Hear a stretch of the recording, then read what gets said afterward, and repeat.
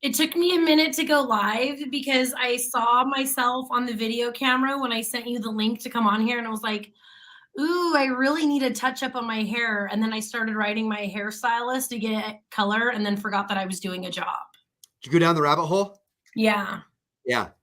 I'll do that with text messages and stuff. Like sometimes I'll be texting somebody about something pretty important, you know? And then like sometimes I'll pull over to do it too. And I'll look down and be like, whoa, I've been going at this for almost a half hour now. Yeah. Yeah. Yeah. Yeah. So, but yeah, I really need to get my hair done.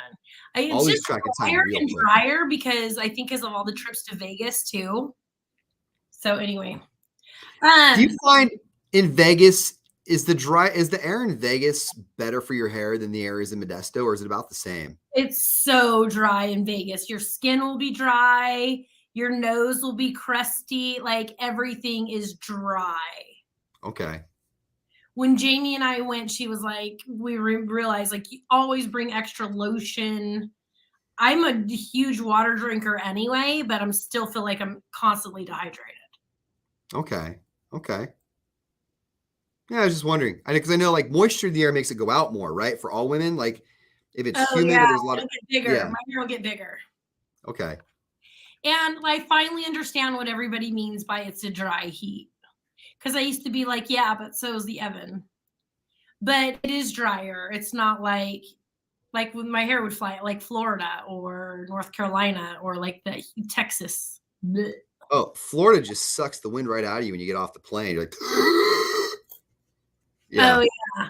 Oh yeah. I have a friend who lives in Florida, and when I was in Vegas, they were asking me the weather, and I'm like, too hot. And they were like, no, I love living in hell. So that sounds good to me. And I'm like, no way. It's terrible.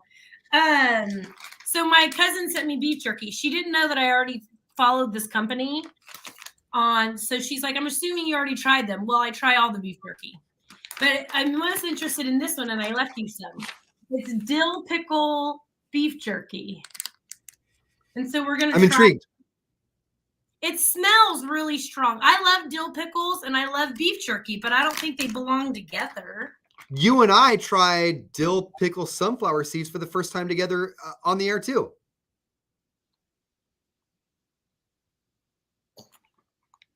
Have you tried it? No, I'm watching you try it. I don't think I want to now. That's going to be a no from me. All right, hold on. How big was your piece? How big was your... We'll find out in a minute. Sounds like it's coming back out. That's a no. How big was your piece? No, you would need it anyway. It's beef. That big, that big. Piece. It doesn't matter what size piece you eat. You'll get the flavor. Perfect.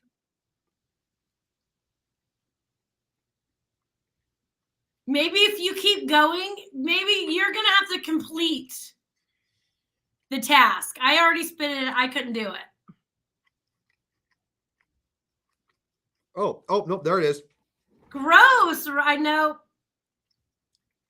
My cousin said she ordered herself some too, but she hasn't gotten any yet. So I'm going to have to write her and ask her opinion and be like, it's not even right away.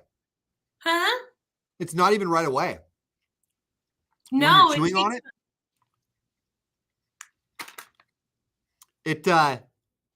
it smacked me about 5 seconds in.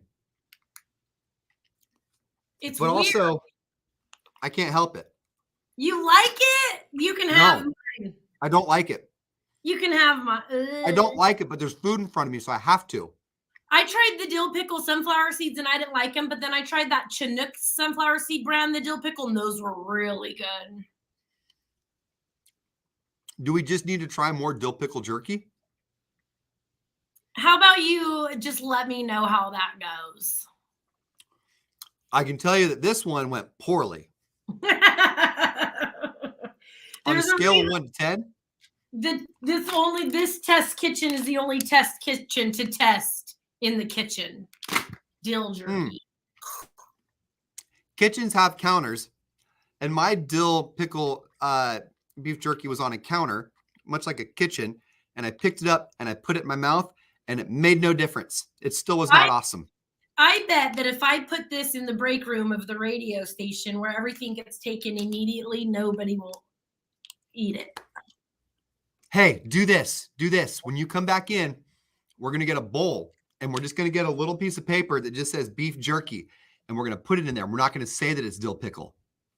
No. You don't have to. I will. Okay. They're going to know. Who else would be carrying around beef jerky in the radio station besides me? I have 3 packages right here. Granted. Okay, listen, here's the thing, okay?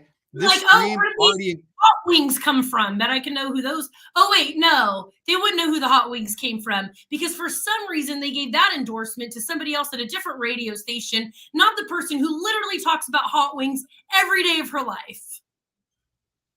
I'm not bitter about it, though. So, here's what we do. I know that the stream incriminates us. If we put the beef jerky in the break room and somebody connects our stream with the beef jerky, yeah, we're sunk in the water. There's no crawling out of that hole. But commit to the lie. You know nothing until they come back to the stream and they say, hey, right here on this Honey's Aaron Solar stream, Madden said that beef jerky had dill pickle, and Ian was like, I'll put it in there without anybody knowing. If they watch that, yeah, we're caught. But if they don't, Go ahead and see how it goes. It's fine. Yeah, Tiffany. Tiffany, imagine anybody else in this building got a vegan endorsement.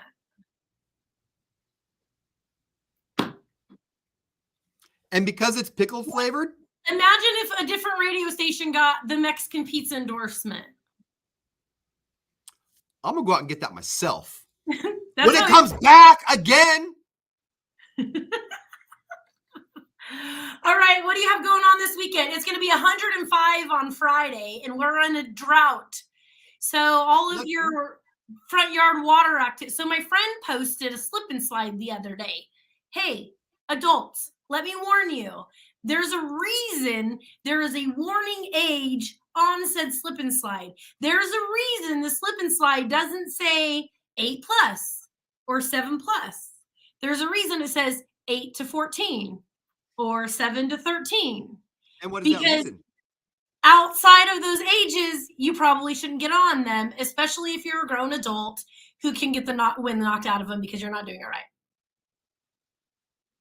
There's literally a warning label that says outside of these ages. So my friend because she posted a baseball diamond one. She goes, how am I not going to slide into home on this? And everybody's like, do it. I was the first one in the comments going, don't do it. Someone here knows from experience that this is a very poor idea. Want a slip and slide adult hack? No. I'm going to give you one anyway. When you have a slip and slide and you're an adult and you want to be on it, go to Big Lots or Walmart and get one of those $4.99 pool things that you lay on.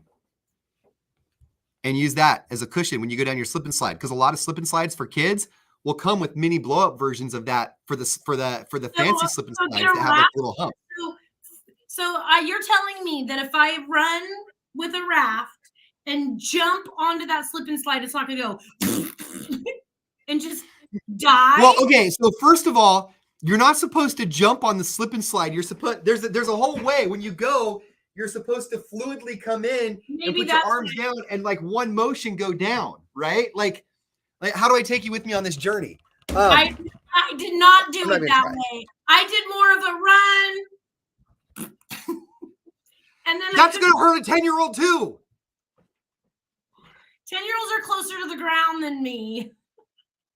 We have to, at our age, we have to compensate for the height difference between us and the 10-year-olds. And so we have to put our hands down and almost like a plane landing, where it comes down and it touches that first wheel and then it brings the other ones down. So you got to touch that first wheel down. I should have just glided. Yes. Your hands are the very first wheel on your touchdown with the plane. You want those going first to cushion you in. And then your knees and lower body is your second set of wheels that kind of come down and just sort of fluidly go in. And if you can't do that, just go get one of those things that you lay on in the pool, the blow up ones, the really cheap ones, and hold on and gently go down with that too. And it may pop eventually. Stay off the slip and slide. There's an age limit on it for a reason. You were not wrong. You but know you why? and I are You know also why? designed to see things like that and be like, I bet you so many adults have gotten hurt on those things that they've tried to complain to the company that they had to put an end cap age. Like, I wonder, Chad, put down the Bud Light and don't try to slip and slide with your buddies. I'm Googling right now, is there a statistic for adult slip and slide injuries? For adult slip and slide accidents. I'm going to And call this lady and ask the her. very first thing that comes up is a hazardous history of the slip and slide. Told you. I didn't have to do that because my common sense, it was 0 that day, and I know from experience. Whammo came out in 1993. Yeah, Whammo came out in 1993 and said, hey, these are just designed for children. Please don't. But also, have you seen the commercial for the company that will patent your invention for you? And the very first one that they show all the time is that little kids drive-through car wash, that blow-up water car wash that has, right? Like, they can't show that sort of stuff and not expect us to kind of want to play with it a little bit because we missed out on that when we were younger. I want to go through and pretend like I'm getting a car wash. You're such okay. I'm going to be nice only because we just came off that whole slip and slide story that I told you about and that you're a child. Or that when I put a hole into the wall by trying to get on my kids'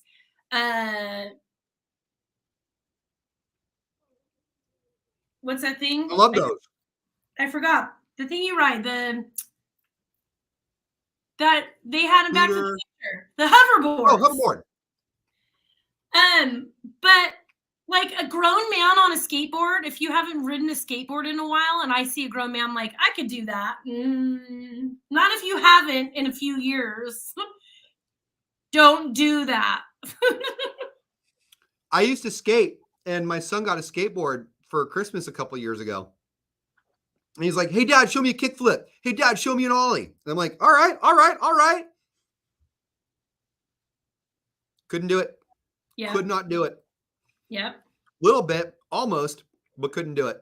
I used to roller in my 20s, and now I could barely skate a couple laps. It's like you got to learn all over again. Don't get on the slip and slide. It's going to be super hot this weekend. Go to the lake. Oh, wait, there's no water in those either. Hey, you know what? Find a friend with a pool.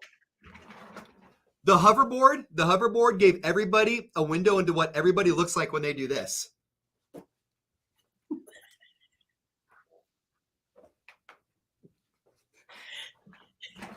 Yeah. That's all I got. That was my physical comedy for the day. I'm spent. All right, you guys. We have your Shawn Mendes tickets.